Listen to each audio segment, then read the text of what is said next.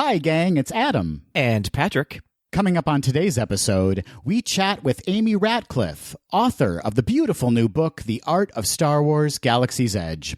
As always, we cover the latest Disney news and close out the show with some Quick D. All that and more on today's episode of Gays Do the D. To all who come to this happy place, welcome.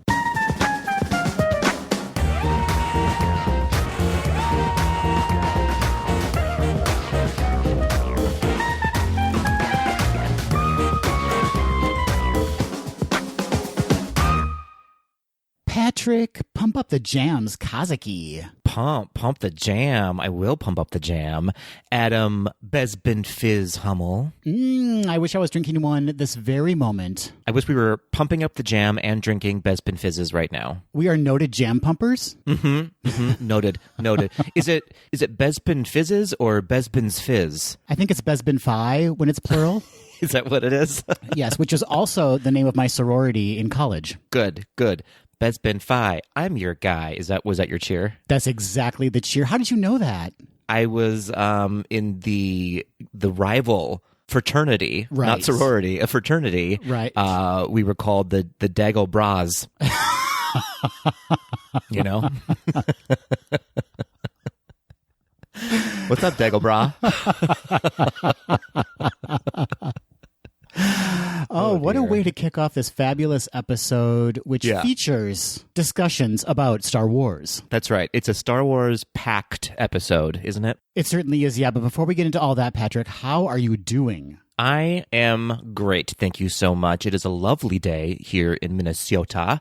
I built a lawnmower today. And by built, I mean I snapped some things together for my new electric lawnmower. Wow, look at you living in the future. Living in the future. I have to say, this was not on purpose, but the brand name of the electric lawnmower that I got, this is not an ad, but if you're listening, it could be an ad, is called Works.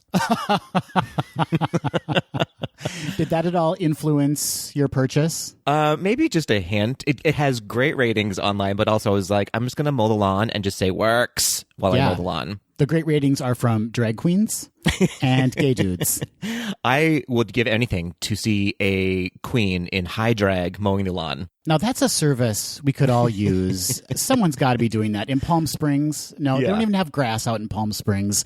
Somewhere, someone has certainly thought of that, right? If not, you've heard it here first, folks. That's right. Nina West, if you're listening, we need a video of you mowing the lawn in high Disney drag. I'm sure she'll just hop right into that and take care of that for us. I'm certain. How are you, Besbin Fizz Hummel? I'm doing fantastic. Thank you so much for asking. It is, yes, a beautiful day, albeit a hot day here in Oshkosh, and we don't have our air conditioning installed yet, so I will be slowly melting before your eyes, Patrick. Oh, no. For those who don't know, I'll tell you what.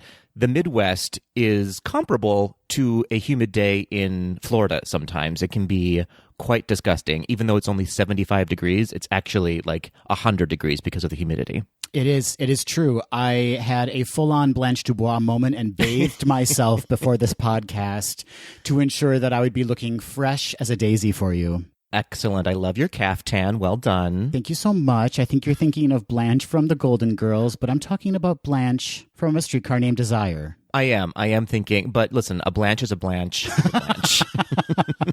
Isn't that true? If someone's named Blanche, you pretty much know what they're all about. Yeah, it's true. I feel like I need to blanch some asparagus now. Is that what you do to asparagus? You blanch them? You do? You blanch them? Yes. Where are we? What's happening today? Well, I'm glad you got your new lawnmower. You know what? Post some pics to social. Let's see you taking care of that lawn. No one wants to see a sweaty Patrick mowing the lawn. It is not for the faint of heart.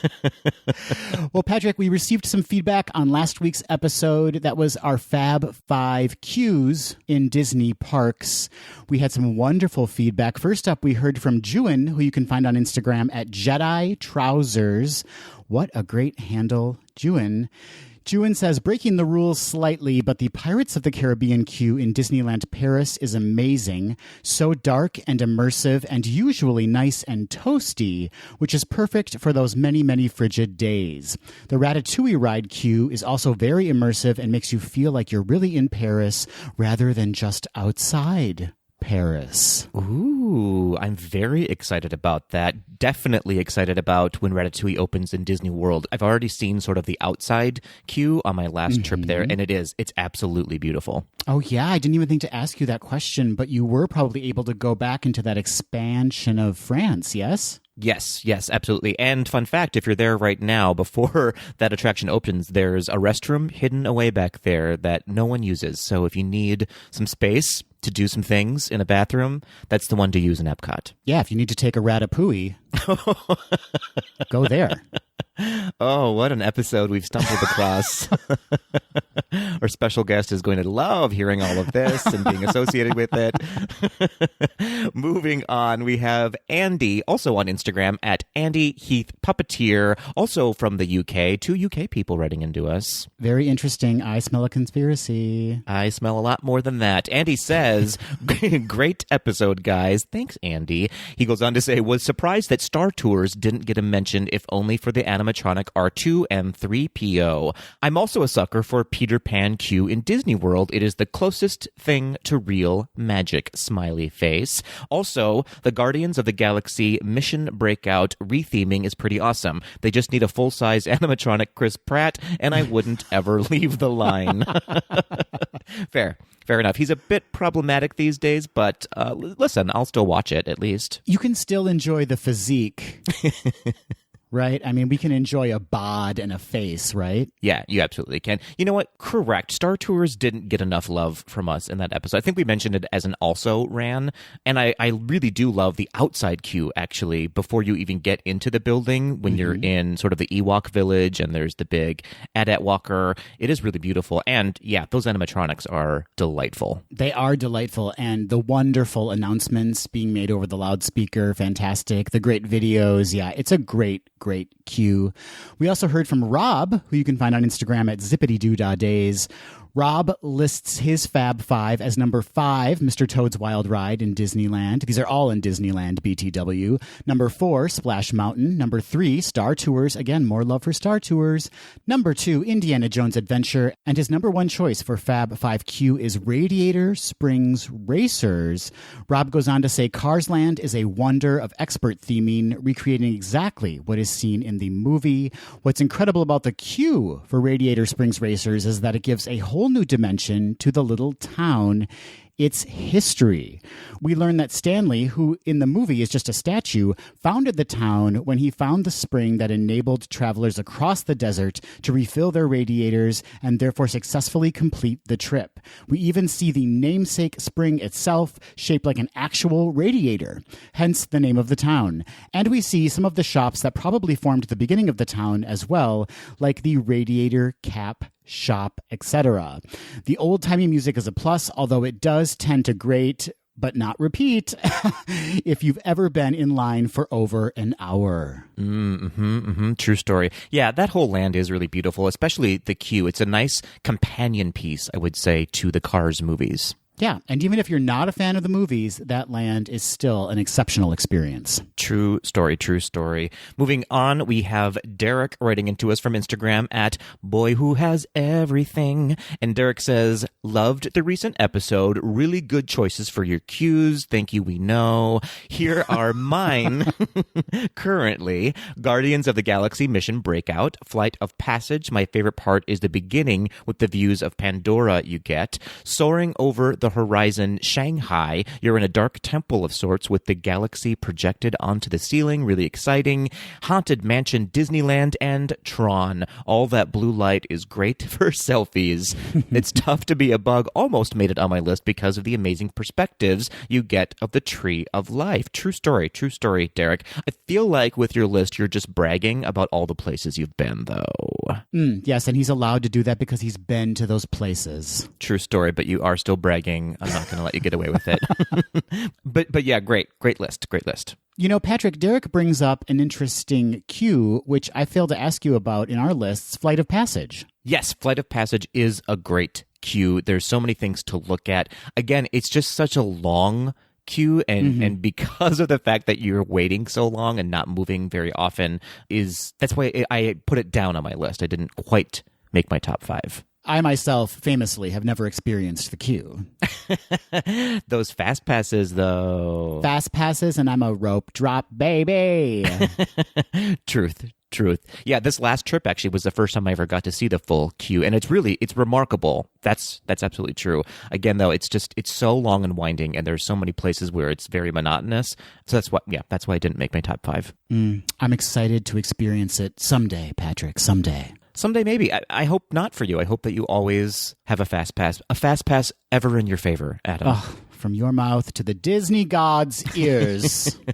No, I do want to see it someday. I have to experience it at some point. You do, just for that the body in the tube alone. If you know, you know. And last but not least, we heard from our friend Chris from Wishful Thinking.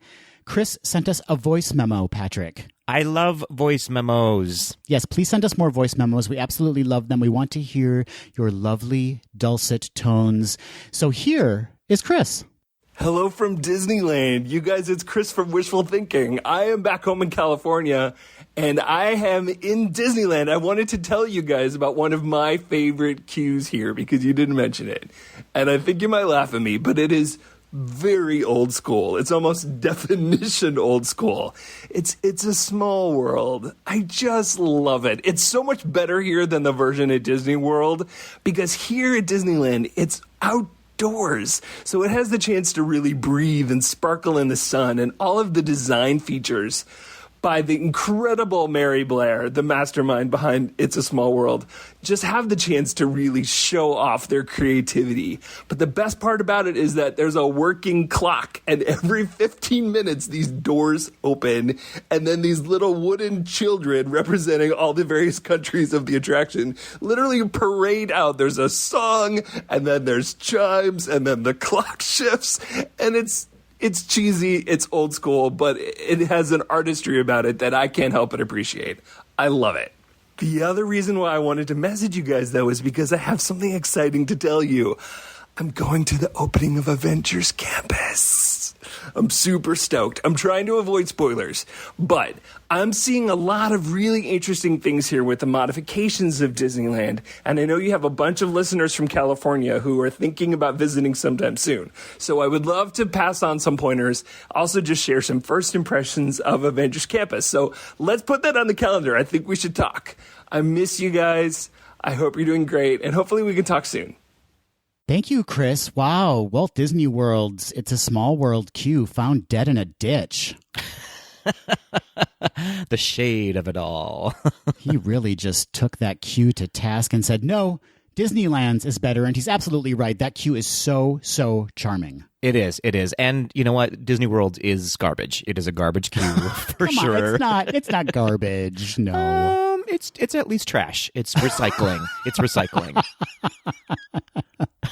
And Chris, that's so exciting that you're going to be attending the opening of Avengers Campus. And, you know, we pulled some strings and we got Chris scheduled, booked, as they say in the biz, to come on the podcast and tell us all about his experience going to Avengers Campus. So he will be on our Monday, June 7th episode. Very exciting. I can't wait to hear all about it. A first-hand account from Chris from Wishful Thinking. That's right. And if you want to take advantage of Chris's services, he is a fee-free Disney travel planner. You can find out more about Chris and what he can offer at wishful-thinking.com.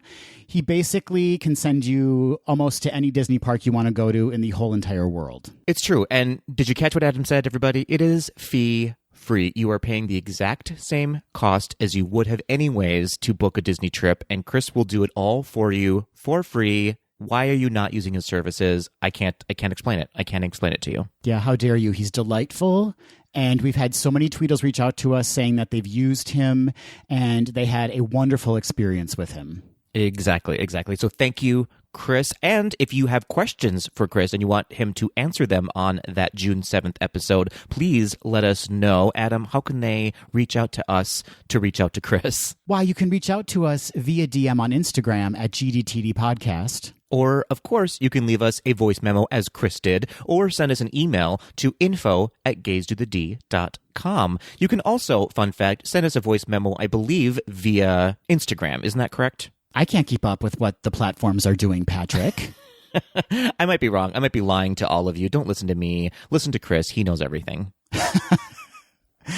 And unrelated feedback in last week's episode, Patrick, but I thought I'd bring this up just to get your reaction. Blair, who you can find on Instagram at Blair Asbury. Blair is a teacher, by the way. She's wrapping up her school year. Congratulations, Blair. She's about to be heading to Disney in about 20 days. Blair says, okay, I'm just going to say it. I would listen to a political podcast by you guys literally every day. Maybe a spin-off podcast, Gays Do the Pee. Great title. Great title already. I love it. And Cricket, who you can find on Instagram at AkioPixie319, chimed in and said, I would absolutely listen to this fantastic idea. Patrick, a political podcast, are we cut out for that? 100% no. 100% no. Yeah. I do, though I love politics and I think everyone should be involved somehow. I do not know enough about politics to be able to chat about it for more than 3 minutes at a time. Oh, absolutely. We are not safe for podcasting if that's the case. We would be popping off with just completely random, undocumented nonsense. Like, we know what we know, and we can talk about that, but we certainly do not have a broad knowledge of politics, although maybe that would be interesting. Maybe that's what would sell it, is just two dummies talking about whatever. Two dum-dums talking about politics. Also, we are very clearly on one spectrum of the American politics, so it would be preaching to the choir, I imagine. Yeah, we'd have to get like a Sarah Huckabee Sanders to be our co-host. No, thank you. No, thank you so much. Okay. No. So, Blair, thank you for reaching out, but it's a hard pass. Hard pass. But thank you. Keep those ideas coming, though. We're going to hit a golden one at some point. Yeah. And have a fantastic trip, Blair. Patrick, some sad news to report. It's true. Yeah, we have to move on. There's no good segue, but we do have some disappointing news to report. Charles Grodin, the wonderful actor Charles Grodin, did pass away this past week at the age of 86. That's a nice long life. Yeah, absolutely. And what a career that man has had. Several connections to Disney, I'm sure, as we all know. Charles Grodin played the villain Nikki Holiday in the 1981 film The Great Muppet Caper. He appeared as a security guard named Quentin Fitzwaller in the Muppets at Walt Disney World TV special, which aired in 1990. And he also appeared in a Disney attraction, That Lucky Lucky Man. He portrayed the left brain in the former Epcot attraction Cranium Command. True story. Yeah, if you have not seen him in either of those Muppet vehicles, please go watch them. They're great, and he's great in them. A lot of people might know him outside of Disney as the father in the Beethoven movies. Mm-hmm. Sure, yeah. So good. He was just such a wonderful comedic actor, second to none, I think. Absolutely. So Charles Grodin, thank you for all the gifts you gave us, and our condolences to his family. Absolutely. Moving on, Adam, I have some gifts to give to you in all of our tweedles, and that is This Week in Disney History. Gifts? That was a hard question mark at the end of that. I don't appreciate that, but yep. I'm going to call them gifts. Let's start out with the youngest gift, Adam. 38 years ago, on May 25th, 1983, Pinocchio's Daring Journey officially opened in Disneyland as part of the new Fantasyland expansion. Now, interestingly, technically, this ride is not a ride original to Disneyland. It first opened with Tokyo Disneyland just a month and a half prior to California's Disneyland premiere. It was also the very first attraction within Disneyland to use holographic material. Fascinating. You know, they really nailed that old school dark ride vibe for that. So successfully, it just fits right into Fantasyland. Yeah, you would never know it wasn't there on opening day, basically. And Rob, who we talked about in the feedback from last week's episode, sent us some lovely details about the reopening of Disneyland. And one of the things he pointed out that he felt was happening was that they slowed down the ride a bit, not only for Pinocchio's Daring Journey, but also for the new Snow White refurb. Oh, okay. I feel like they're doing this for a couple of attractions. I know that I mentioned this a few episodes back, that it felt like the Navi River journey had also slowed down so you can enjoy the ride a little bit longer, because you're waiting in the queue for so long for a ride that's only like 90 seconds long. So it makes sense to slow these down so you can enjoy all the beautiful art that's happening around you. Yeah. Wow. I didn't realize that Pinocchio's Daring Journey had opened relatively recently compared to Disneyland itself. It's true. It's funny to say that 1983 was recent, but for some rides, it's very recent, actually. The Monstro part scares me. It is a little frightening. I remember that it sort of jumps out at you. If you have a fear of whales, don't go on that ride. I'll tell you what. It's too big. It's too big. I've heard that before. Moving on, 53 years ago, Adam, on May 24th, 1968, Walt Disney was posthumously awarded the Congressional Gold Medal. His wife, Lillian Disney, accepted the award on his behalf. Now, the Congressional Gold Medal is the highest civilian award that can be given by Congress. Since 1776, less than 200 gold medals have been bestowed upon civilians or institutions for their significant contributions to the world. George Washington was the very first recipient. Now, incidentally, other than the Congressional Gold Medal, the Presidential Medal of Freedom would be the next most prestigious award given to a civilian on behalf of the United States. And, of course, Walt Disney also has one of those babies. Where are our medals? We have contributed slim to none to that's very to true. America. Yeah. We're trying, though. We'll get there someday. We are trying, but Patrick, I think that's a horizon too far. You just wait till our quick D in this episode. That's what we're going to get our medals for. Moving on, last but not least, 77 years ago on May 25th, 1908, stage and screen actor Barbara Luddy was born in Great Falls, Montana. Now, Barbara Luddy, for me, has one of the most unique and standout voices for Disney. Tweedles will recognize Luddy's voice as Merryweather in Sleeping Beauty, Lady in Lady and the Tramp, and Kanga in The Many Adventures of Winnie the Pooh. Now, Adam, it seems clear that someone over at Disney is horrible at their job because, yes, you guessed it, Barbara Luddy is not a Disney legend. But here at GDTD, she is, and I'm sure everyone listening right now is absolutely able to hear her voice in their head. Happy birthday, Barbara Luddy. Phenomenal voice, so identifiable, but what a range of characters she played. Yeah, absolutely. All of them sort of motherly, though, in tone, if that makes sense. Now that I think about it, Patrick, are any of the three fairies from Sleeping Beauty Disney legends? I don't believe so. I'm trying to think in my head. If I'm going through the checklist, no, none of them are Disney legends. That is just plain ridiculous, Disney. And what a great day that would be if all three of them were inducted at the same time. Patrick, you're onto something. I usually am. I usually don't know what I'm on, but I'm usually on to something.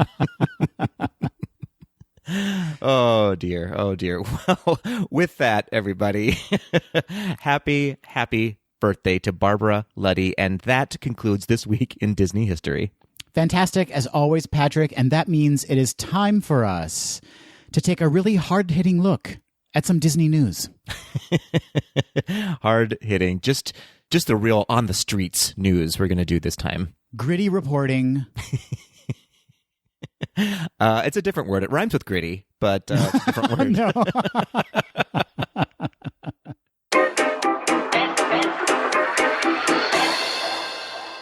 A couple of updates from Disneyland Resort.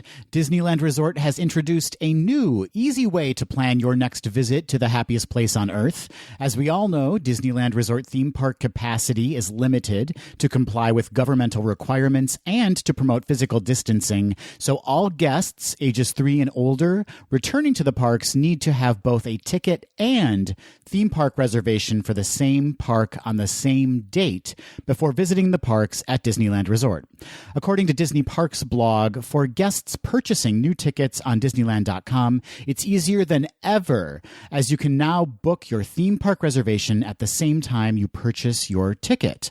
To purchase a ticket and make a theme park reservation together, start at Disneyland.com/park reservations and click Select Ticket. Select the number of days you wish to visit the parks. Choose the number of tickets you need for all guests in your party, ages 3 and up. Select your ticket type, 1 park per day or Park Hopper tickets. Pick a date and park for your theme park reservation, subject to availability. If you choose Park Hopper tickets, select your starting park for each day of your visit, subject to availability. You can then begin crossing over. Well, that sounds so bleak. Crossing over. Ooh. You can then begin crossing over between the parks after 1 o'clock p.m. that day, again, based on availability. For added convenience, you may now select the add-on option of purchasing parking vouchers in advance. Then you simply review your current selections and purchase. If you already have a valid ticket, you're halfway there. All you have to do is book your theme park reservation using the separate reservation booking tool. To do that, log into your Disney account on Disneyland.com or the Disneyland app to link valid theme park tickets prior to accessing the park reservation system. Head to Disneyland.com/park reservations and click Make Park Reservation, create your party, select the day and theme park you'd like to visit. Guests with Park Hopper tickets will select which theme park they wish to start their day, pending availability, and then will be, again, able to begin crossing over between the parks after 1 o'clock p.m. that day based on availability. Again, review and confirm your visit, and as a reminder, guests with multi-day tickets will be required to make a separate park reservation for each day they plan to visit the theme parks. In addition to making sure you have your valid ticket and theme park reservation prior to your arrival, here are a few additional reminders to help you plan ahead of your visit back to the theme parks. Until further clarification from the state, only California residents may visit the parks, and in groups no larger than 3 households, in line with current state guidelines. Proof of residency may be required. You also need to keep in mind that appropriate face coverings for each guest age 2 and older, including those who have received a COVID-19 vaccine, must be worn at all times except while actively eating or drinking and while physically distanced. Eating and drinking are only permitted in designated dining areas while in the theme parks and not permitted while queuing or in attractions. Download the latest version of the Disneyland app before you arrive. Plan ahead with mobile order to purchase food at select locations in the parks with contactless payment. Join a virtual queue, check attraction wait times, park maps, and so much more. And make sure your notification and location services are turned on so you can get the most out of the app's features. To learn more about important information to know before visiting Disneyland Resort, please go to Disneyland.com/update. So, Patrick, no surprise here, Disneyland taking a page out of Walt Disney World's book in making those park reservations. Yeah, it's basically the exact same process. Easy peasy. Moving on, Disneyland is ending temperature checks for visitors and employees once the California economy fully reopens based on guidance from the U.S. Centers for Disease Control after 11 months of the COVID-19 health and safety measures. According to a May 21st The Orange County Register article, Disneyland will discontinue temperature checks for visitors at the Pixar Pals parking structure, East Side Harbor Boulevard entrance, and West Side Downtown Disney entrances on June 15th. On-site temperature checks for employees will also end June 15th. Cast members will still be required to conduct an at-home COVID-19 health checklist that includes a temperature screening.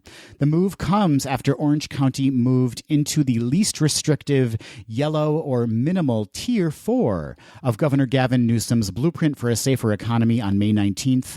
Newsom has announced plans to end COVID-19 health and safety mandates in the Blueprint for a Safer Economy on June 15th and fully reopen the state economy, Patrick. Amazing. Things are looking up, everybody. What a turnaround for Disneyland. They reopen, and now they're moving down tiers. It must be a bit of whiplash for guests and cast members alike. it's a good case for following the rules, though. You know, it's like California did some extreme measures. They kept everybody safe, though. And look what happens. They open up Disneyland and soon everything's going to be open. I mean, they did it, in my opinion, the right way. That's all that matters, Patrick, is your opinion. That's all that matters. Gays do the pee, you know? There we go. Political podcasts. Moving over to the other coast, I have some exciting Disney World news for your nerves, starting with a baby. On May 17th, Animal Kingdom welcomed its newest citizen, a Hartman's Mountain zebra foal. This new baby boy zebra gave riders of the Kilimanjaro Safari quite the education when he was born in plain sight on the savannah. The as-of-yet unnamed foal and mother, Heidi, are now spending time off of the savannah, bonding and imprinting on each other. In a few weeks, both zebras will join the rest of their family again. Moving on, the Orange Monorail has returned to the Disney World monorail system after being taken off the tracks for an interior and exterior refurbishment. The exterior has been repainted and detailed, and the interior cabins have gotten a refresh. The completion of the monorail refurbishment is expected to be completed sometime this summer with the reopening of the Epcot track. Now, I have some breaking news to report. Yesterday, on May 21st, an excavation truck hit one of the monorail beams, which caused the monorail to close for the day. Nobody was injured and no sustaining damage was done. But Disney, it's time. Sun's getting real low, big guy. I think it's time for the monorail to, something else needs to happen with that monorail system. There needs to be some kind of overhaul done to it. You know, you can only put a Band-Aid on so many times on a full-on knife wound on your stomach, you know? It's true. The monorail is bleeding out. On the upside, though, so far no doors have fallen off of the re-added orange monorail. There's always a silver lining. That's the silver monorail lining. That's right. Well, speaking of transportation, boy, I'm good at segues. The Skyliner will be closed in early 2022 for a refurbishment. This newest mode of transportation will shut down for about a week in late January. Now, hopefully, they will remember to get everyone off of the Skyliner before they shut it down. How very dare you? I'm just saying. Moving on, a few weeks ago, we reported on the launch of Disney Magic Mobile, which will allow guests to use their mobile device to enter parks, open the resort room, or pay for food and merch. This new system can replace the function of a Magic Band. Now, Disney has just announced that new or renewed annual passes will no longer come with a complimentary Magic Band as of August 16th, 2021. Any renewals or new plans purchased prior to that will still come with a Magic Band, which is interesting because as far as I can tell, new annual passes are still not available for purchase.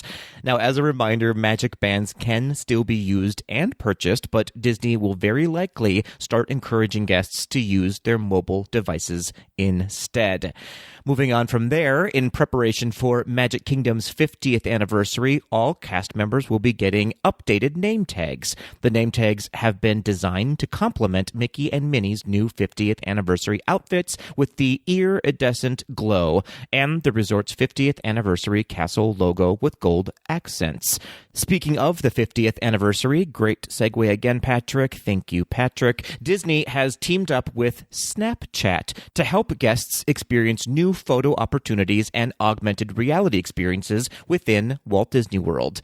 Through the Snapchat app, only while you are in the parks, you will have access to Mickey and Minnie filters that will interact with you in your photo. It should be noted that as part of the launch, anyone can use these filters now through June 3rd from home. Just search PhotoPass in the Snapchat app.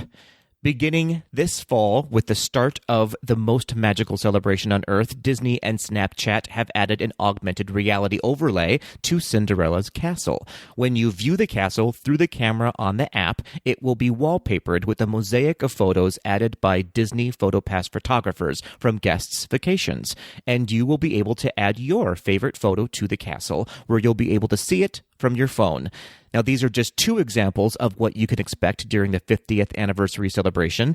Disney and Snapchat will be adding more magic through the app that guests can only experience by visiting the parks, including more selfies with characters and more augmented reality experiences. There's really no other way to enjoy the parks than looking through the lens on your phone. I know. It's like watching the fireworks through your phone while you record it. Disney is unveiling a new content brand dedicated to the work of creators of color and underrepresented creatives. According to a May 17th The Hollywood Reporter article, the new brand, called Onyx Collective, will be led by Freeform president Tara Duncan and will showcase and debut titles from creators primarily on Hulu, though other Disney platforms may host offerings from the brand's voices. Some Onyx Collective titles will be distributed internationally on Disney Plus through the company's Star brand. The first Onyx Collective title to be released will be Questlove's Summer of Soul, or When the Revolution Could Not Be Televised, purchased by Fox, Searchlight, and Hulu in February for a record sum for a Sundance premiering documentary, per Hollywood Reporter sources. In addition to Summer of Soul, the upcoming docuseries adaptation of the New York Times Magazine's 1916 project, produced by Oprah Winfrey, will also be an Onyx Collective project. Insecure star, I love her, Natasha Rothwell will additionally work with the Onyx Collective brand. In a statement released by Disney, Tara Duncan noted, quote, "We're building a home where creators of color are inspired, empowered, and have unparalleled access to reach audiences around the world. This artist-first approach will make Onyx Collective synonymous with entertaining, brave, and bold ideas told from a distinct point of view. I'm humbled by the opportunity and all of the possibilities," end quote. Very exciting. This is very exciting news. I know that they released a lot of this information at the Disney Upfronts that just happened, and this was well received from that audience. And more importantly, well received from Gays Do the D. Most importantly, well received. Next up, we have some more inspiring stories of Disney's work in the community. Now through December 31st, 2021, for every book purchased online at Shop Disney, Disney will donate a book to First Book, a nonprofit organization providing books and educational resources to classrooms serving children in need. First Book's purpose is to ensure equal access to quality education. Since 1992, First Book has distributed more than 200 million books and educational resources to programs and schools serving children from low-income communities in all 50 states and provinces in Canada. They currently are able to reach 5 million children every year, supporting a third of the 1.3 million classrooms serving children in need. Now, this does include all books sold online at Shop Disney, from children's books to National Geographic coffee table books to cookbooks. So head on over to shopdisney.com and start your holiday shopping now. And to learn more about First Book, go to firstbook.org. Moving on, the Muppets want you to get shot. To get a shot. This past week, Disney started airing a public service ad in collaboration with the Ad Council and COVID Collaborative, starring Gonzo and Pepe from the Muppets, encouraging everyone to get a COVID-19 vaccination. The ad encourages people to not only consider getting a vaccination, but to educate themselves on the benefits with the tagline, "Give it a shot." This, of course, is not the first example of Disney's advocacy for vaccinations. Since the vaccine rollout, Disney has helped local health initiatives organize on-site clinics that offered vaccines to cast members and their families in California, Florida, and France. In fact, one of Southern California's major vaccination sites was Disneyland itself, where more than 200,000 doses were administered. And they are currently providing space at the Newport Bay Club Hotel at Disneyland Paris, where more than 32,000 doses have been administered to date. If you have access to a vaccination but are currently on the fence about getting one, that is okay. We're all on our own journey. But we at Gays Do the Deed join Disney and the Muppets in encouraging you to learn more about it by visiting getvaccineanswers.org. In short, if you don't get a vaccination, the Muppets won't think you're cool.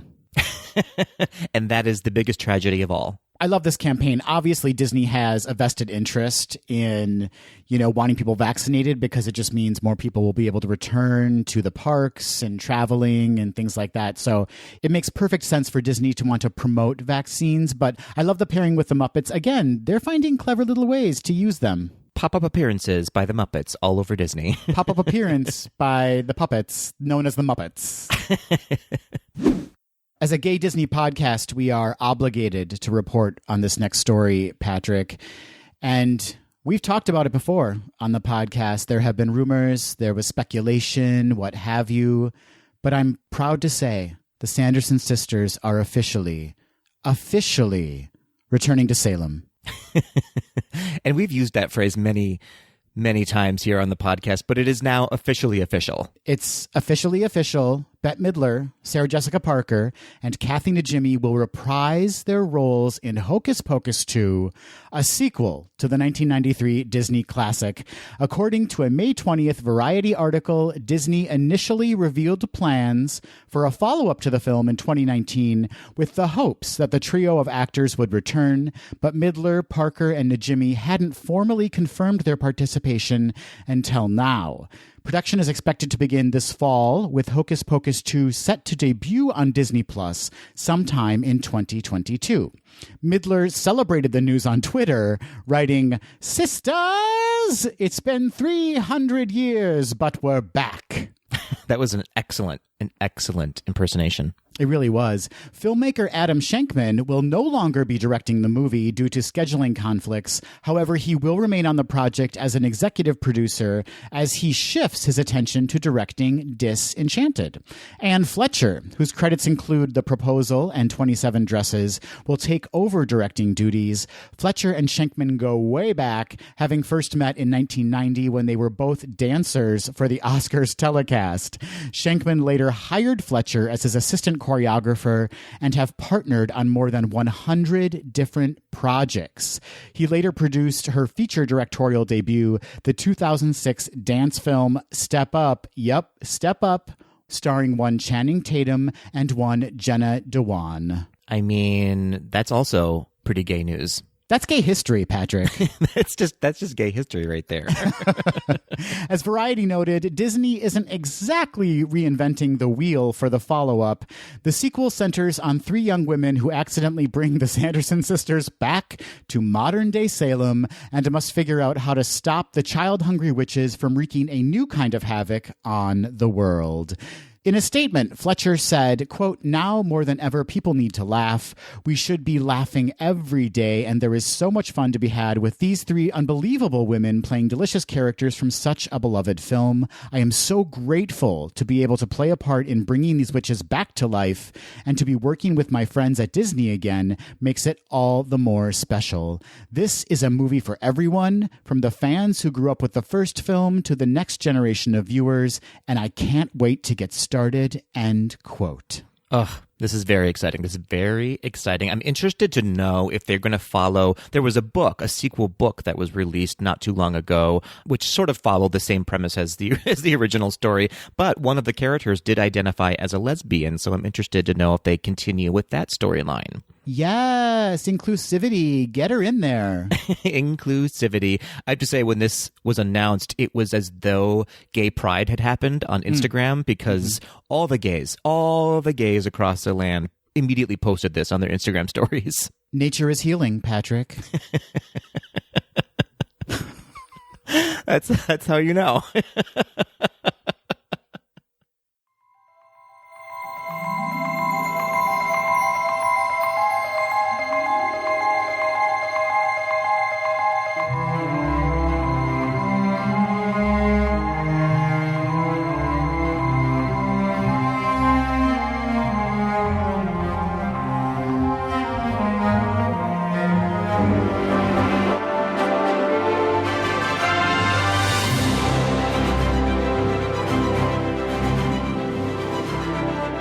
As we teased at the top of the episode, Patrick, this episode is going to have a Star Wars flavor to it.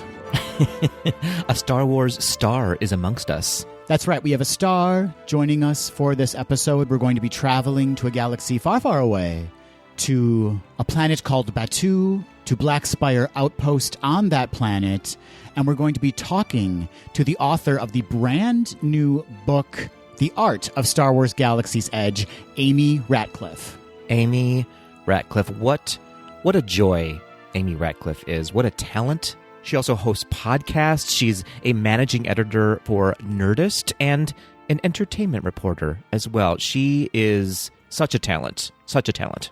She is indeed. Her first book, published in October 2018 by Chronicle Books, is Star Wars Women of the Galaxy, a celebration of 75 female characters in the Star Wars universe. It features over 100 illustrations by 18 female and non-binary artists.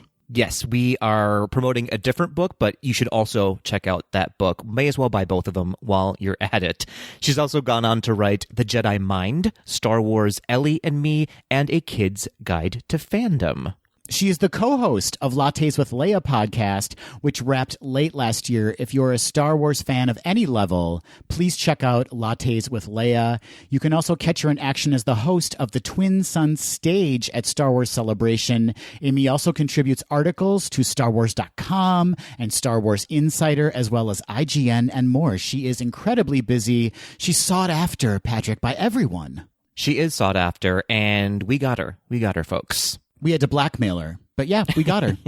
We did indeed. And incidentally, even if you're not the hugest Star Wars fan, do still check out Lattes with Leia. They did wrap last year, but you will become a Star Wars fan just by listening to their podcast. These two ladies are delightful to listen to. They have such great banter and a great rapport with each other, and their knowledge is deep in Star Wars, and they bring in sort of topics that are from the world, from our world, into the Star Wars world. That's really interesting what they do. Fascinating conversations in that podcast for sure. Indeed. Now, her latest book, which we are talking all about today, The Art of Star Wars Galaxy's Edge, is the only book to provide an inside look at the magic behind the Star Wars Galaxy's Edge themed lands at both Disneyland Resort and Walt Disney Resort. It documents the art and innovations that led to the creation of Galaxy's Edge.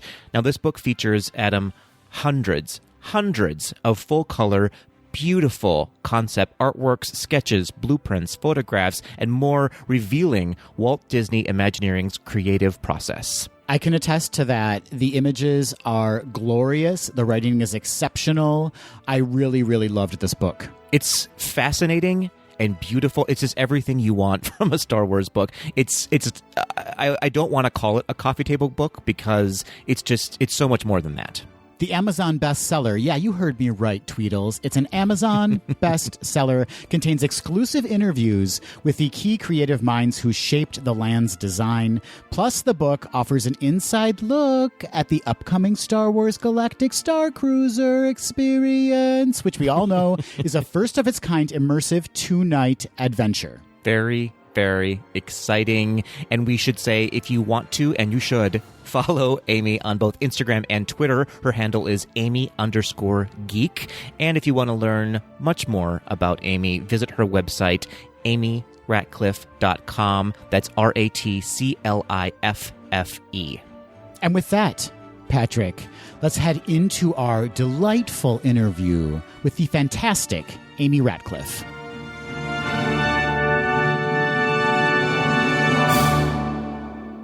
Amy, welcome to Gaze Do the D. Thank you for having me. It's really nice to meet you both. I'm excited. It is so nice to meet you. Thank you for joining us. We absolutely love the book, and we can't wait to talk all about it. But before we do, whenever we have a guest on the podcast, we love to find out a little bit about their history with Disney. We call it their Distory.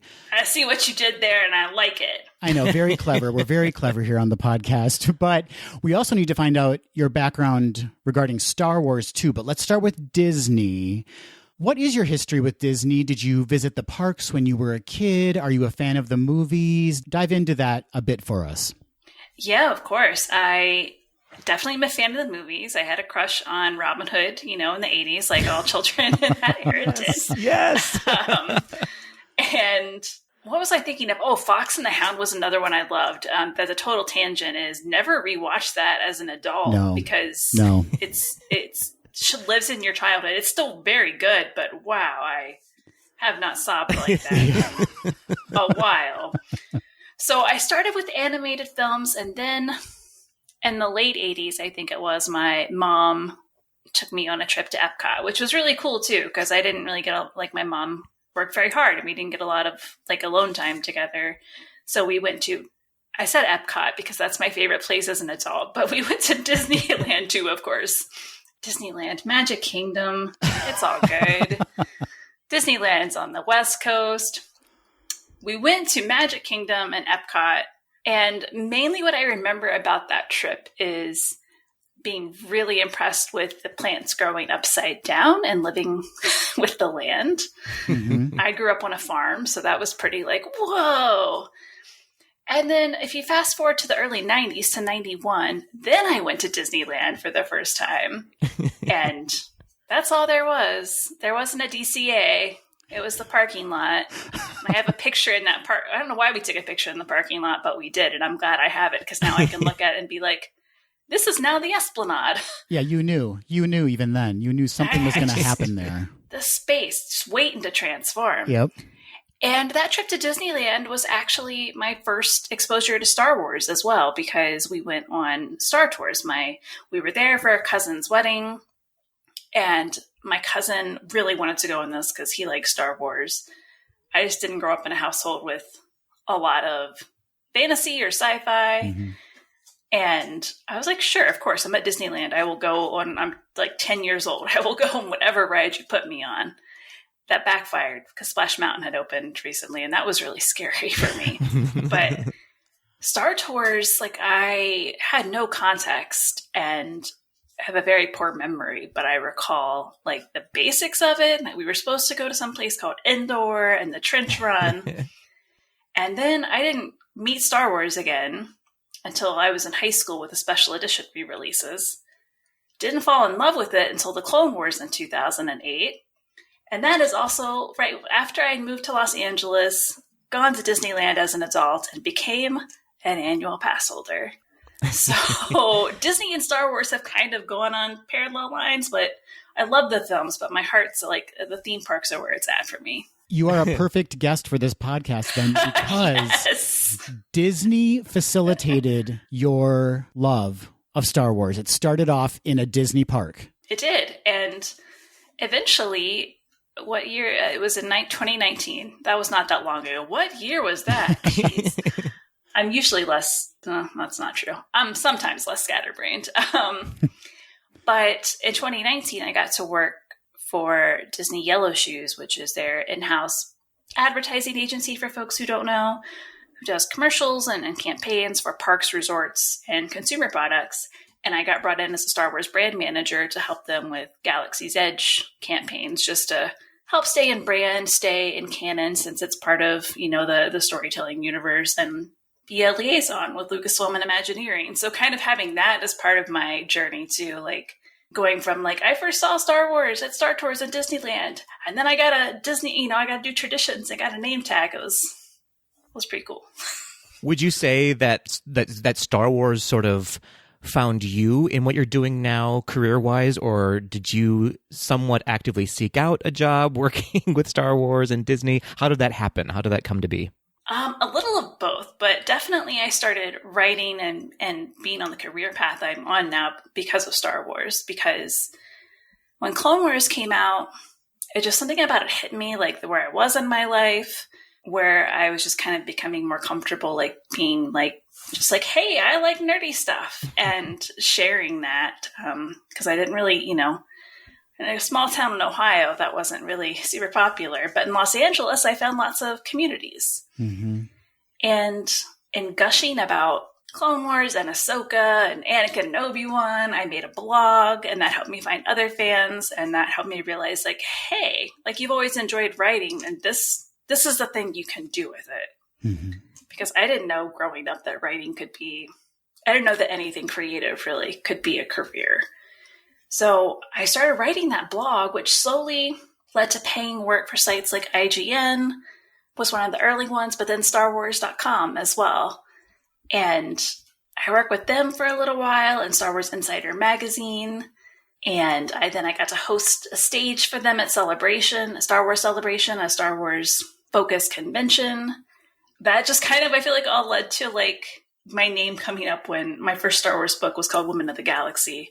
I've been fortunate enough to work on other Star Wars books since. So it kind of came together, but I wouldn't be doing what I am today in books or in Nerdist or anything without the Clone Wars. I don't give short answers, by the way. Good. We're here for you. So feel free to talk and talk and talk. It certainly has never stopped us. We will talk about anything with anyone. You mentioned Star Wars Celebration. Can you just quickly talk about what that's like, that experience is like? Amazing. The end. No. Star Wars Celebration, attending is a super cool thing. If you're a fan of Star Wars, it's 3 to 4 days of nonstop Star Wars. I went to my first one in 2012 in Orlando, and very briefly, like I just like didn't get time off work. So I took a red eye from Los Angeles on Friday night, got there Saturday morning, tried to check into my hotel room, couldn't. Anyway, finally got to the convention, fell asleep in a panel because of course I'd been playing all night and I felt bad. I'm like, please let no one on that panel look out in the audience. Like, I hope they didn't see me. I'm a messy sleeper too, like mouth open drool, and I was embarrassing. But despite that, I had a wonderful weekend and it felt like being home. Like it was just, everybody was there for the same thing. So I attended other ones, and then in 2016, which was in London, Star Wars Celebration Europe, Lucasfilm asked me to host a stage. So I've hosted that stage 3 times now, and it's the behind the scenes stage, and recently renamed a Twin Sun stage for Celebration Chicago. And it's, it's a lot of work. It's 8 to 10 hour days on my stage, or like running to the other ones, like hosting panels and coordinating them all before that. But it's a lot of talking to, people in publishing, people who make at Hasbro, who make Star Wars toys, or at Funko, people who make Star Wars games, just people like who are super passionate about Star Wars. And it's exhausting, like, don't get me wrong, but it's always like a blast to just, like, I get to do that and get paid for it. It's pretty cool. A true labor of love, I imagine. Oh, 100%. Yeah. After Sunday night, after that convention, after we've like closed the stage down and we're done, like, I don't want to talk to any other human for days. I've hit my, I'm like, time for me to be a hobbit. That was a great time, but Amazing.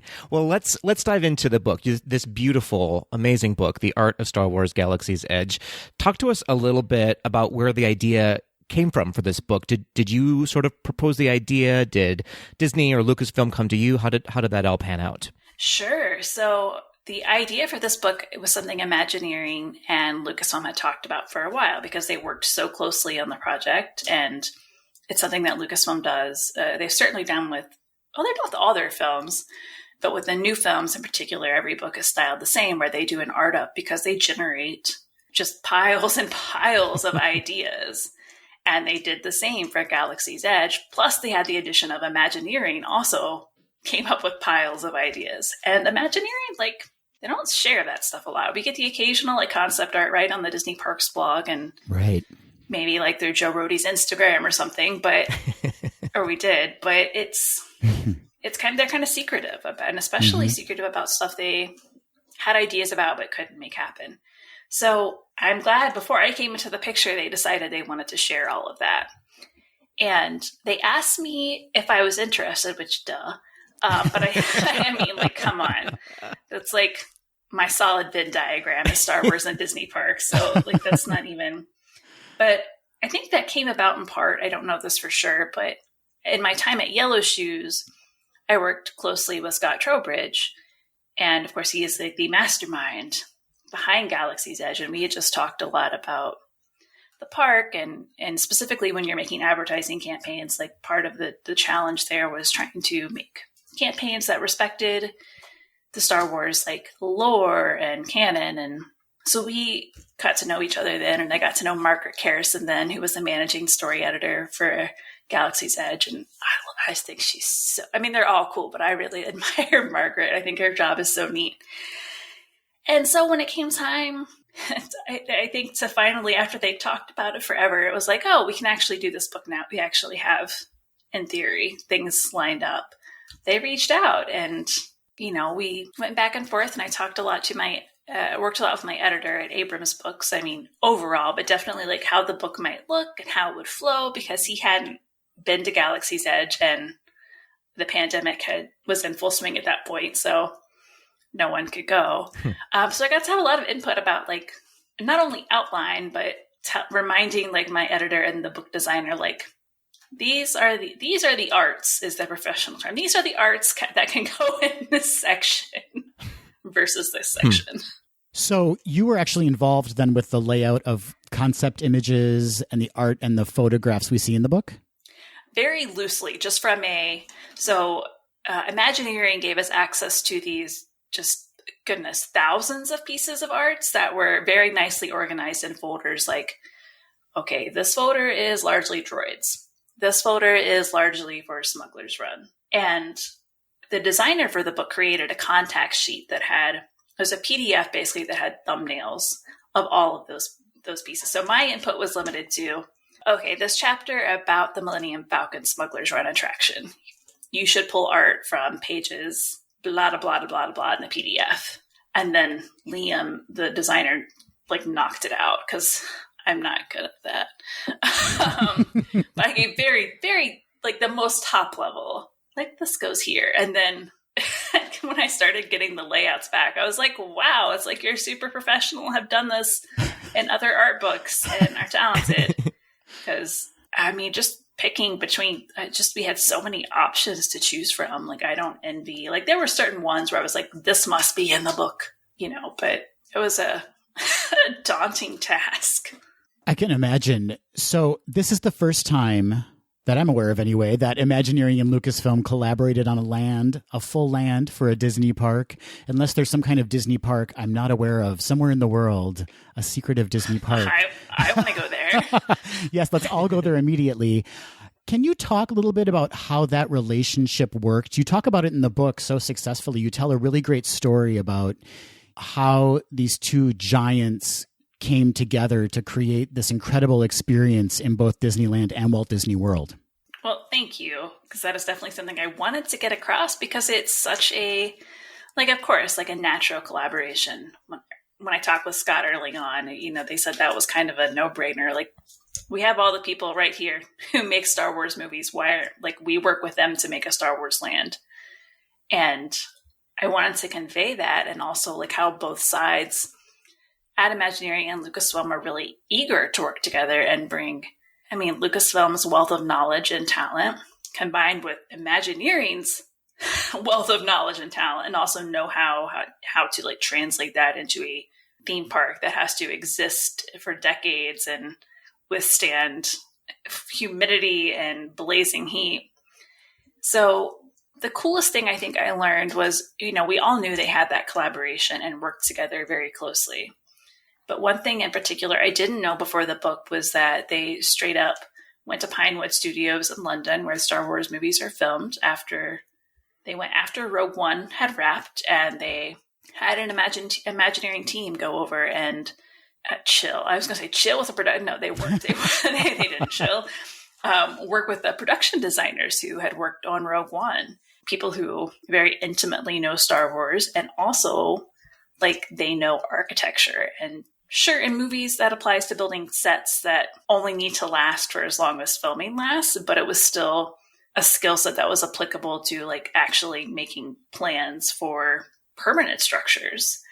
So you have that knowledge piece, and you have people like Doug Chang, who's, you know, work on Star Wars, goes back to the prequels, and who knows George Lucas, like his, I guess, bars for measuring Star Wars, like what Star Wars looks like really well, and certainly knows Ralph McQuarrie and Joe Johnston really well, and brings his own everything to it, and his whole department. And they just treated it like they were generating art for and ideas for a feature film. Doug told me they created 3 feature films, like worth of concept art just for Galaxy's Edge. And they're an Imagineering, like they're generating art too. They're also generating what fonts might look like, an Oga's Cantina, or what an exit sign needs to look like in Star Wars. So just every, Lucasfilm and Imagineering really did. I'm hungry, so I'm thinking of a layer cake, like layers. They just kept layering, cake and frosting and more cool things, sprinkles maybe, I don't know, on top of each other to make this beautiful, delicious Galaxy's Edge. Going on that, some of those layers in the cake never. Thank you, never. For Amy. Yeah, of course. I'll go with you on any journey you want to go on. Some of those layers are revealed in the book that they never actually came to be. Right? There are so many ideas that happened, and readers will find out from the book, like the speeder bike attraction and the Bibbidi Bobbidi Boutique esque place that was going to be there. Were there any places or attractions or restaurants that you really wish they would have brought to Galaxy's Edge that you're stuck on? All of them. Yeah. Number 1. Yeah. So that's helpful. But there are 2, if I can pick 2, and I'll be a little brief with them. One is Ellie, who would have been a walk around, potentially ride around, full size, bantha sized creature. And I'm very attached to her because I got to write a children's book about her, and she's super cute. And I love creatures and Star Wars, and I just the creature stall is a small slice of that, and I just can sit there and stare at the little Lothcat in its for way too long than anyone that I attend with is are you still in that shop? Great, we're hungry. My other thing that I still hope it happens one day, who knows, is they kind of planned an expedition shop basically, and that's a place that it'd be decorated as if it is the place where travelers to Batuu are going to gather their equipment for a journey out in the wilds. So essentially, I think what Margaret called it was a space REI. And I'm just a mildly outdoors person. I like camping, not backcountry camping, but I like to, unload my car at a campsite, make some s'mores. And I like hiking, but you put me in an REI and I convince myself within 30 minutes that there are at least 5 $100 gadgets that I need to survive. 100%. So thinking of that idea, but make it Star Wars, I'd be very curious to see what merchandise they would sell, of course, but just to see the decor and all the things they would come up with to translate kind of I think of it a little like Mount Everest. Is that what that attraction's called in Animal Kingdom? Expedition Everest. Expedition Everest. I'm it's not Mount Everest. That's the place. Thank you. Like that, but Star Wars. I think that would be really cool. I would have lost all of my money there, 100%. Oh, 100%. I thought it was really fascinating. As you go through the book, you see very early on in the kind of initial concept sketches, you see elements from the actual realized land. You see what kind of made it through. And then you also see these images. I was so fixated on the fact that, I don't know if it was the Imagineers or Lucasfilm, but someone really wanted to get a giant fish tank, for a lack of a better word, in there with some kind of animatronic in it somewhere in the land. Yeah, I think that was a Lucasfilm concept. I know I talked to Doug about it, but it would have been in the cantina or in the idea they had for the supper club. And I think it was just a matter of they couldn't figure out how do you have an animatronic that does what you need it to do that many hours a day in water. So it definitely is one of those things I'm they're going to figure that out for the future for something, maybe not Star Wars. But yeah, it was kind of fun to see those groupings of illustrations where it's they went hard on this single idea, and maybe it worked out, maybe it didn't, but you can kind of, I feel see they were somebody to your point was really enthusiastic and really wanted this to happen. And you know what? I want it for them. Yeah. Because especially that art of that creature, the different variations they did is imagine walking into a cantina-esque environment and seeing that. I would do this, and not be able to form words. Yeah. You've already mentioned Ralph McQuarrie too, and how his work influenced everyone. Like, I can only imagine the men and women of Imagineering who still are diehard Star Wars fans, how they went back and referenced concept sketches he had created that were never utilized, elements from movies that he had envisioned that never really came to be, but yet we see his influence so strongly in Galaxy's Edge. Yeah, I feel like you really see there are some one-to-ones that are in the book that are referenced, like we thought of this specific image, but I think just in the general shape language of the land, like the way the domes are, like it is very Macquarie. And so much of his work defined what we know that's, of Star Wars visual language. And I'm spacing on who specifically it was in Imagineering, but I did talk to someone specifically about getting to go to the Lucasfilm archives, which are housed by Skywalker Ranch in Marin County, and like flipping through this art with gloves on and just having kind of one of those like what is life moments, because they all, that person and everyone I talked to at Imagineering was so, like, if I hadn't interviewed them ever before, which a few people I'd have just like through the nature of my job, but if we hadn't talked, conversations always like just started with, this is my first Star Wars memory, and this is why, like, without me even prompting, just people like talking about why they were so excited to work on Star Wars, like as part of their job at Imagineering, and that they got to do. And so I was like,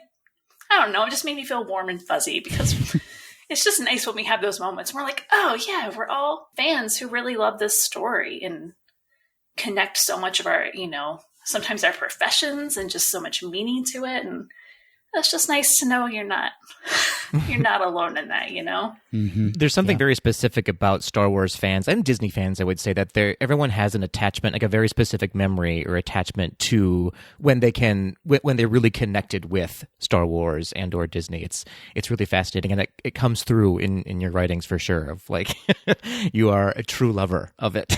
I am passionate. I definitely bring enthusiasm to the table. Sometimes I think that's the only thing I bring, but I have a lot of it.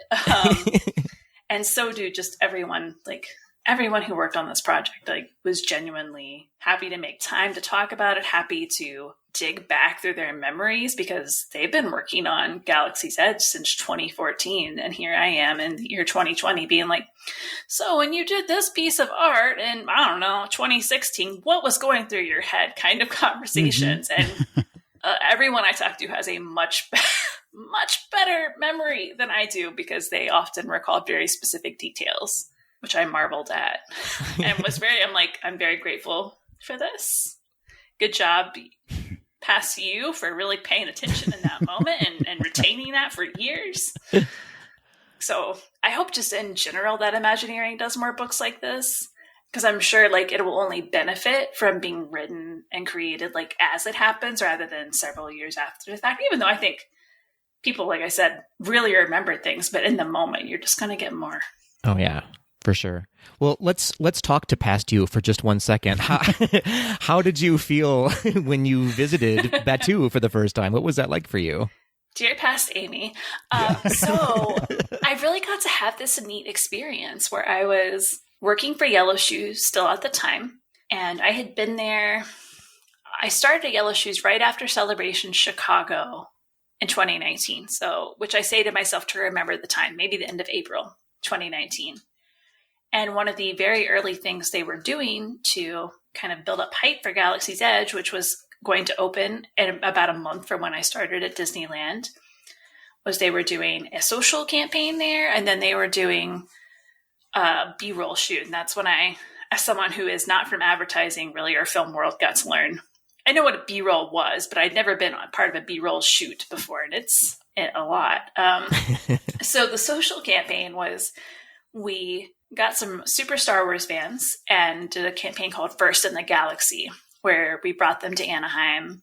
And then they were like really the first non-cast members, I believe, to get to see Galaxy's Edge. And it was like, you set them up outside the entrance, and we did in the entrance by the First Order, which is the Fantasyland entrance. That's sad that I'm like, oh God, it's been so long since I've been to Disneyland.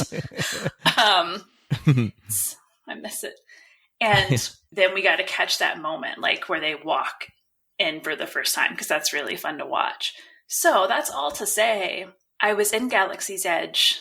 That was probably 2 weeks before it opened for from a Tuesday to Saturday for 12 hours a day as part of various shoots. And it was very, it hadn't opened yet. So it was like a no camera, no picture, no phone, we did eventually, we need phones to communicate. So we had to put tape over our camera lenses. Wow. Just so it was very clearly visible that we weren't. And so it was kind of this special, secretive, thing that there were, of course, cast members, Imagineers walking around finishing probably a million checklists and all my coworkers and the people for the shoot, but definitely not experiencing it for the first time with a park full of guests. And I'm glad I wasn't allowed to take pictures because it really made me soak all that in. And on the last night, which first of all, I love night in Galaxy's Edge. So beautiful. Gorgeous lighting. Yeah. The sound design's good all day, but at night, when you hear the creatures rustling through the trees, magical. And the last night we shot a little later because we wanted to capture B-roll at nighttime. And it just so happens, of course, that the fireworks, when they go off at Disneyland, happen to go off out of, over Galaxy's Edge. And there, I guess, are a lot of storytelling reasons you could say why that's happening. Mm-hmm. But it was just so cool to be there on that last night and to be and also I was at the end of however many days shoot that was. And I was very tired. I'm emotional. I cry at things all the time anyway, let alone when it involves Star Wars, beautiful fireworks. And at the end of a week of 12-hour days when I was just drained entirely. So I cried, and I'm fine with crying in front of people, but I was these are my new coworkers and I'm basically going to break down and sob because this is so beautiful. So that was my first experience, and it was really I'm really grateful that I had that. Yeah. I'm going to cry now. I miss it. As do we. Yeah. It's so interesting walking into that land because you're not only walking into a place that, you've never experienced it the first time you go in, and yet there's so many kind of connections to the different films that we love and the different stories that we love. But then you're also taking with you the memories of being with people when you watched those movies, or, my brother's a fanatic.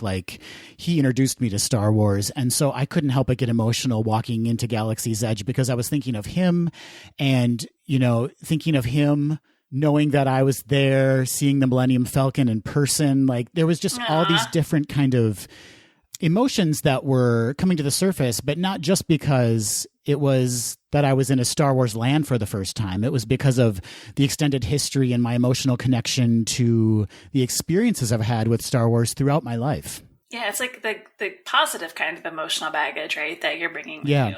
Yeah, absolutely. Well, emotional experience to walk in for the first time.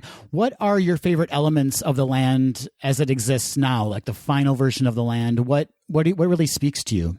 I'm glad we mentioned walking in because I haven't thought of it in a while, but I love that entryway music that you hear. It's so ethereal and a little Lord of the Rings it gives me Battlestar Galactica vibes, which I also love, but it's still very Star Wars, and I haven't heard that music in a while either, and I need to probably pull up some YouTube videos with good sound. Mm-hmm. So I love that transition moment, which I mostly know from Disneyland. I've only been to Galaxy's Edge in Florida once. And the rest of the park melts away, in a way that's almost unfathomable. You're oh yeah, Big Thunder is just right over there. Right. So there's that. But my favorite place is really the market. And I know that's not an attraction or one of the big experiences, but I think it's an area I enjoyed before writing the book. And then after writing the book, just to hear about the thought and passion that went into making this marketplace on a fictional Star Wars planet feel authentic and feel it's been around for thousands of years and has just kind of hints at history that you might not know. And then just the way it's decorated with the fabrics and netting overhead and the chaotic wiring and again, the sound design. And the fact that I can go stand in a stall and look at a real cute, I love cats. I can look at a real cute loth cat. And I just find that whole area like very charming and very, like, I feel like I'm just like in it throughout the land as well, but especially in the market. And yeah, I can't, I want to go back and get some popcorn. I was just going to say popcorn. Oh, right. Popcorn. They just released a bunch of new cute plush toys I saw at Galaxy's Edge, Florida, at least, for the toy maker stall. I want to go shopping.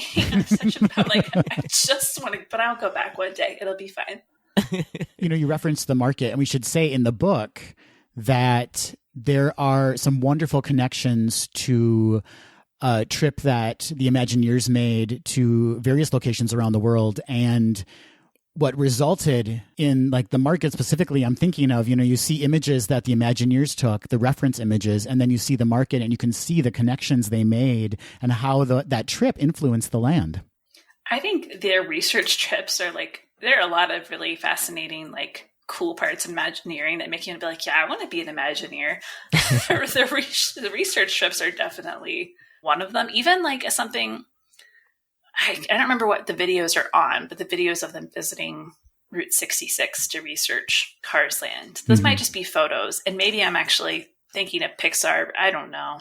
But they did go to Route 66 for Cars Land. So I like that it's very we can do this trip that is, from California, right outside the door, or we're going to go to far-flung places.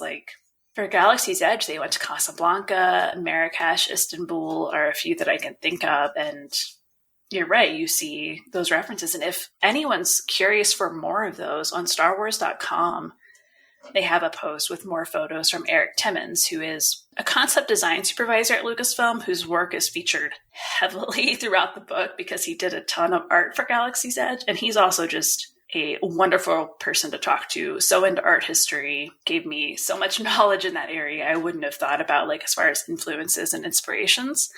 But he took thousands of research photos, and those are not all on StarWars.com, but there is a post with a solid amount of photos that he took that are not in the book. And you can really see even more of that correlation from their research trips to what's in the final land.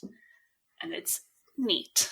The marketplace always feels like a hyper extended version of the World Showcase to me. It's just Star Wars' version of that. Oh my gosh. Speaking of, I don't know what came up last week that made me think of this. I was probably just talking about Epcot like you do, but imagine the World Showcase, but it is Star Wars, and every place is this is the place, this is Tatooine, and then you visit Endor, and yes. I mean, I'm happy with Galaxy's Edge, don't get me wrong, but if I can dream big.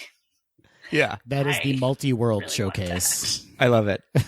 Yes. There you go. If they could work so many things, and it doesn't have to just be Star Wars. Yeah, fair. To pivot just a little bit, so the book also gives readers just a taste sort of the upcoming Star Wars Galactic Star Cruiser, and we assume that you can't divulge too much, but if you happen to drop some secrets, feel free to do so. We're fine with it. Can we maybe expect a companion book from you about that experience once it opens up? You know what's funny about Galactic Star Cruiser is, so the book came out on April 27th, and of course, what they have announced for Galactic Star Cruiser got shifted a little, right? Because the pandemic has delayed things. But that was the only topic that I had to that Imagineering wanted to extend some PR training on for me. Is because my book was coming out a week before they announced, a few different things about Galactic Star Cruiser on May the 4th. So it was more of a remember, you have this week window where the world doesn't know that yet. It's in your book, but don't say anything. You got it. They didn't say that. They gave me a very nice way to say things if someone asked. Anyway, I don't know if we'll get a companion book. I will say I'm glad they got to share what they did. I was very pleasantly surprised, as I was with much of the book, honestly. Be like, oh, you're going to give us that? That's cool. Because I think Star Cruiser is going to be wild in the best way. And I loved seeing in their concept the Pantoran captain, who's a blue-skinned alien, and that's someone you get to interact with, and she seems awesome. It's gonna be a pop star Twi'lek. that's cool too. There's so many awesome things, but I will say one of the things I was really stoked about chatting in regards to Galactic Star Cruiser and the ship, the Halcyon, with both Doug Chiang from Lucasfilm and Anne Morrow Johnson and Imagineering, is that they got to really imagine, Star Wars is not generally a luxurious universe. We've seen a little bit, like Canto Bight and The Last Jedi, that's super glossy and high class. Right. The prequel era is a little more, on Coruscant at least, like a little more Art Nouveau style. Certainly not as grubby as the original trilogy is. Yeah. So talking to them about like, oh, hey, we have to think about what carpet looks like in Star Wars and what synthetic materials looks like in Star Wars, and like lamps and bunk beds, like all those like little pieces that they had to consider, not only how to make this Star Wars, but how do we make this like fancy Star Wars? Those are the kind of details like I eat up. Yeah.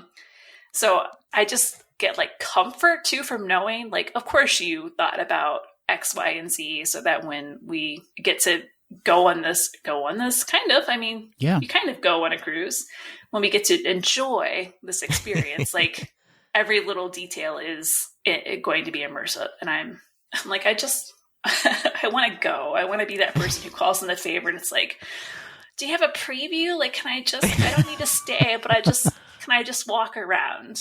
Yeah. If I had one wish, for sure, that would be up there for sure. Yeah, well, Patrick and I have already started saving for that experience. So by 2050, we'll be ready to go on the Star Cruiser. Absolutely. Good planning. Yeah. Okay.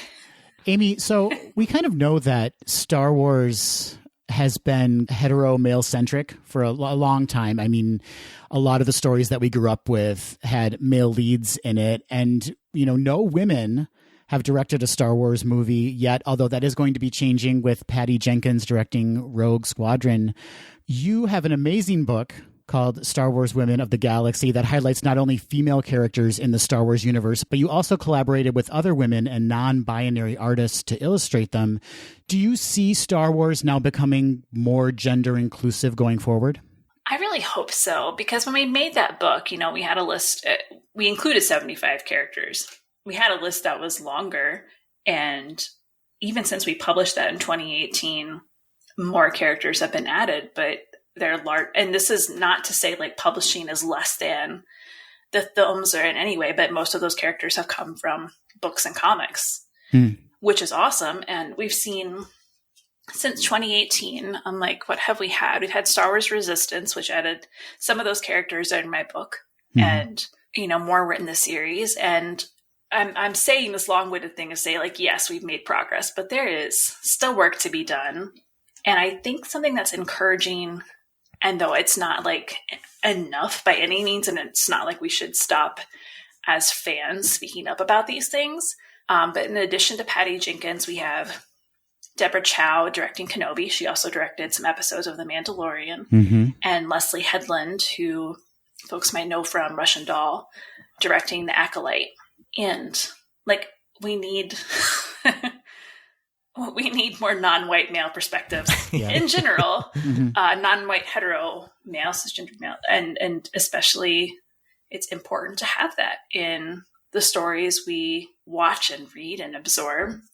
And I hope that Lucasfilm keeps doing it. I hope that I feel like Marvel's been stepping up and doing better with that too. And I hope like that they're a good influence, so to speak, because we need more women. We need more than cisgendered characters on screen. We need more than straight people in our stories.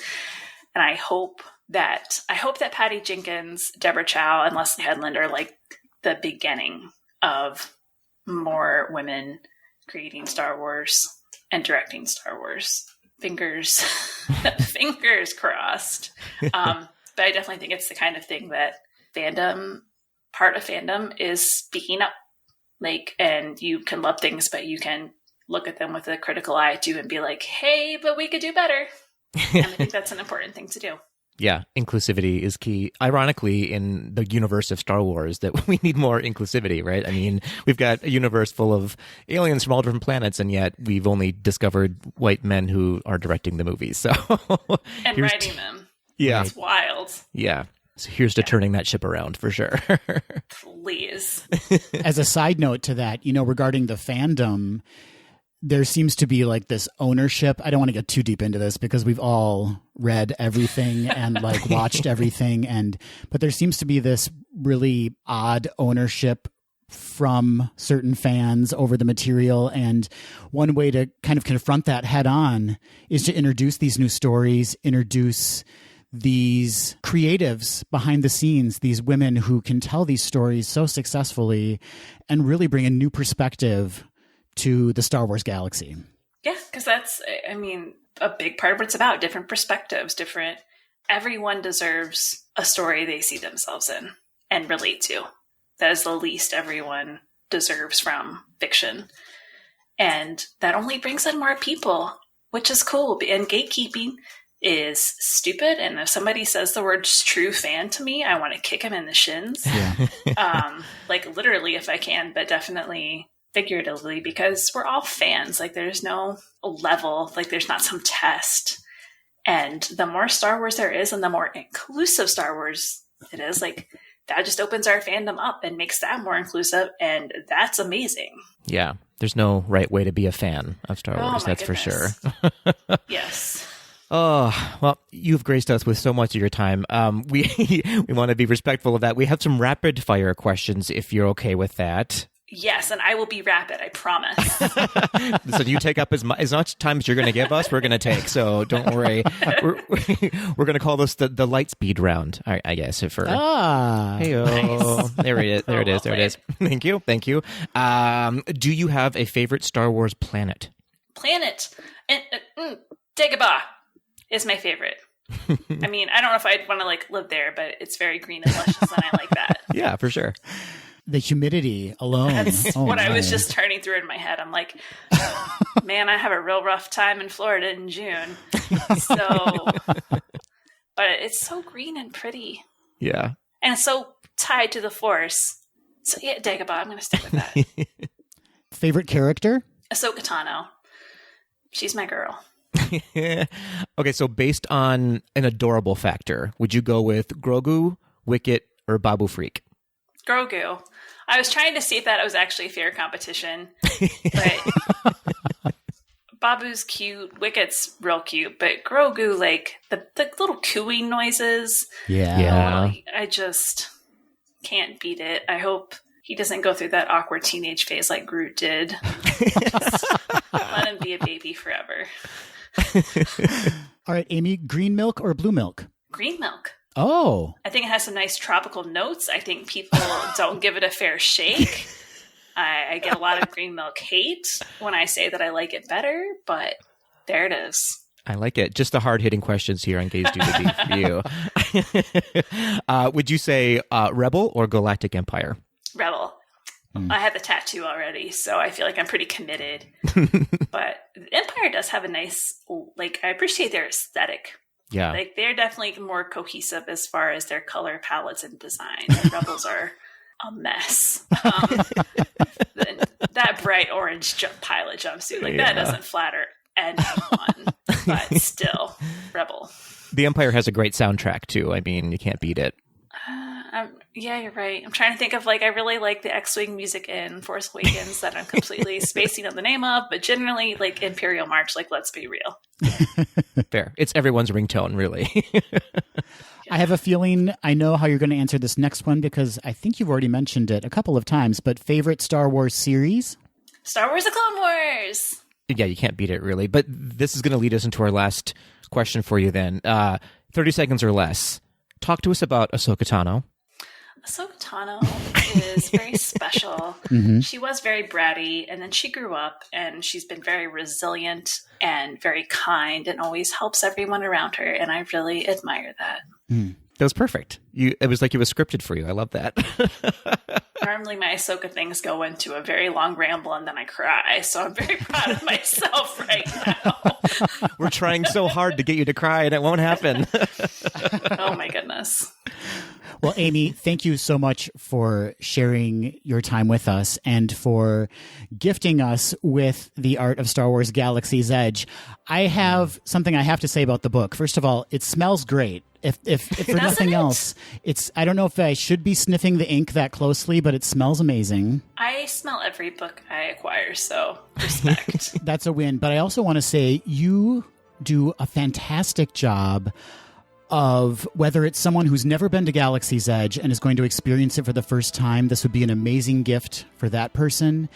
So if you want to introduce someone to that experience, this is the book for you. But also, if we've already been there, Patrick and I and you, this is a great memento of the experience and also to see what could have been. So you did a phenomenal job in celebrating a land that we all now love so dearly. Thank you. I really appreciate that. That was something I tried to consider when I wrote it, because I want everyone to feel like they can get excited about the book, and I didn't want people who've been there a lot of times to be like, yeah, this is whatever, we know. So thank you. And thank you both for having me on. I'm really glad it worked out, and you've been so nice and so fun to talk to. Thank you, Amy. Thank you.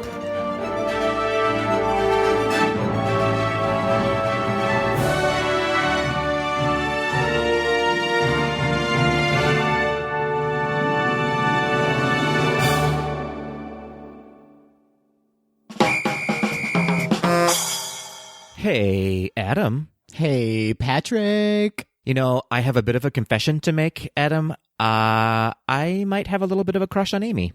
Oh, interesting. Okay, so your spectrum is broadening. You're not just like dudes. You're like dudes, and there might be some more kind of different flavors sprinkled in there. There's a whole galactic empire of people that I find just delightful, and I want to be their best friend and hold them tight. And Amy is one of them. You're welcome, Amy. Yeah, you're welcome, Amy. Yeah, Amy's cool. Like she's a cool one. She is so knowledgeable about Star Wars, obviously, but she just is fun to talk to. So fun. When we hung up with her after our interview, Tweedles, this is some insider baseball, but Adam and I geeked out a little bit about her because she was such a great interview, so lovely and charming to talk to. We didn't have to really edit anything out because we didn't want to, because she's so fascinating to talk to. That's right. With some of our other guests, we've really had to just slice and dice because they were not it. Yeah, we really cut out most of what we say as well. Yeah. Fun fact, our recordings are hours and hours and hours and hours. No, but Amy was absolutely delightful. But Patrick, we've reached the end of this episode. You know what that means. It is time for the quick D experience of your life, ladies and gentlemen. Yeah, oversell it. Are you ready for some quick D, Adam? I'm so ready. So ready. For those of you who don't know, what are you doing with your life? But Quick D is where Adam and I ask each other a question we have not been privy to prior to recording, and then we eat some hot dogs, right? That's not the traditional way of doing the D. I think I'm just hungry. I'm just very hungry right now. It's lunchtime here in Minnesota. But no, we answer each other's questions off the cuff, willy-nilly. Willy and nilly. That's correct. Patrick, who among the two of us is going first? Oh gosh, Adam, I just don't know. Why don't you ask me first? I'd love to do that. Patrick, in the news segment, we talked about Hocus Pocus 2. And though the details are scant on the film, we know that 3 young women accidentally bring the Sanderson sisters back to life. It happens again. Gosh darn it. Patrick, who would you cast to play the 3 young women in Hocus Pocus 2? Such a great question. Right off the bat, Helen Mirren, I think, is going to be... Yes, she is ageless for sure. She's got it. When you got it, you got it. That's right. She keeps it tight and right, and she's a fantastic actor, so she absolutely belongs in Hocus Pocus 2, coming to Disney+. 100%. Also, Barbara Streisand, strangely. Okay. Yeah. So... The young is in quotes then? I don't know how that fits into the plot, but okay. Youthful. They're youthful. Youthful at heart, right? You're only as old as you feel. That's right. That's right. Also, the only requirement is that you just have to be snatched. Your face has to be snatched for the role. Yes. Okay. So it's young in the face. Mm-hmm. Maybe the work they've had done is considered young. Mm-hmm. They're actually employing witches to make them look younger backstage. You know, the makeup crew are all witches, really. Got it. Well, this is already turning out to be an Academy Award nominated Disney Plus film. We've got Helen Mirren, we've got Barbara Streisand. Who is the third and final woman? John Goodman, of course. Okay. Mm-hmm. You know what? Let's open it up. Why do we have to be so focused on women? You know, let's explore the space. Yeah, let's get real inclusive and have a white man play a woman for sure. Yep, that's what's going to happen. That's what's going to happen. What a brave choice Disney's making by having a white man play a woman. So brave of them. I see it. I see John Goodman. I feel like he would be excellent in drag. Gorgeous. Yeah. Yeah, he's the body queen, you know? He is serving body. He's serving looks for sure. Mm-hmm. He is Instagrammable, and I am here for it. Here for it for days. So there you have it, folks. The cast of Hocus Pocus 2. Now that you've said it, it's all I can see, and it's what I want. Someone out there is sure to be making some artwork right now for this. I can't wait to see it. You're welcome, everybody. You are welcome. Adam, are you ready for your Quick-D question? Not sure how I can top that. I'm not even going to try. Give me your question. Just include John Goodman and you're absolutely fine. Here we are, Adam. As we know, the art of Star Wars Galaxy's Edge includes some concepts that did not make it into the parks, right? Yeah. And fun fact, this did not make it into the book. Gaze to the D was actually on the panel very early in the planning stages for Galaxy's Edge. Yeah. And we had some ideas. Yeah. We had some ideas that we threw their way. None of them made it, strangely, but some came close. Adam, talk to our Tweedles at home about some of our ideas that we pitched. I'm happy to do that. And let me just express that there's no hard feelings that none of these ideas were implemented. You know, all we can do is present and hope for the best. And believe it or not, we were shot down. We were. But listen, never say never. They have not been implemented yet. That's right. Disney never really throws away an idea, do they? No, they throw people away as they did to us. But the ideas are theirs now, so they can use them whenever they want. All right. Our first concept was, I believe anyway, Patrick, served as the inspiration for Oga's Cantina. You know, what became Oga's Cantina, but it actually started out as a gay discotheque. Oh, of course. Yes, I remember this well. It was called Bulge. Oh. Okay. And anyone who knows Star Wars knows that Bulge Centauri is the name of the owner on Canto Bight. Yes, of course. This is Star Wars canon, everyone. Clearly. I'm sweating a little bit because I feel like Lucasfilm is listening, and I'm not quite sure how to handle this topic, Patrick. So, do you think Bulge was graceful? It was not, but moving forward, it will be graceful. You know, you can get your Babu Freak on at Bulge, though, you know? Get your Babu Freak on at Bulge, yes. That was the tagline we offered. They didn't take it. Surprisingly, did not choose to go with that. Anyone who's been to Galaxy's Edge, anyone who has paged through the glorious book, The Art of Star Wars Galaxy's Edge, knows that there are several shops throughout the land. There's a complete marketplace. One of the shops that was to be included, or we proposed anyway, be included in the marketplace. I want you to think carefully before you say what you're about to say, Adam. It was a Gap. It was an intergalactic Gap. Yes, it was. Buy some khakis, slim fit, and buy a saber. Also slim fit. So sensible. And because it was in Star Wars, you could custom make however many legs you needed for those khakis. No comment. My brain went somewhere, but Lucasfilm is listening. So we're just going to move on. Oh, dear. Move on quickly. To our third and final concept that we pitched. Again, didn't make it into the land, but maybe there'll be a Black Spire expansion one day. I like it. Again, anyone who's been to Land knows there's incredible attractions there, right, Patrick? We've got Millennium Falcon Smuggler's Run. We've got Rise of the Resistance. Indeed. And we proposed an attraction that was called A Visit to Finn and Poe's House, in which we got to finally realize our dream of those two beautiful, beautiful men being united as one. And you simply stop by their house for a dinner party. And you have some lemon chicken. What a real carousel of progress that is. It is a new take on the carousel of progress. Lemon chicken, some cocktails, some gelato for dessert, and then you watch Muriel's wedding.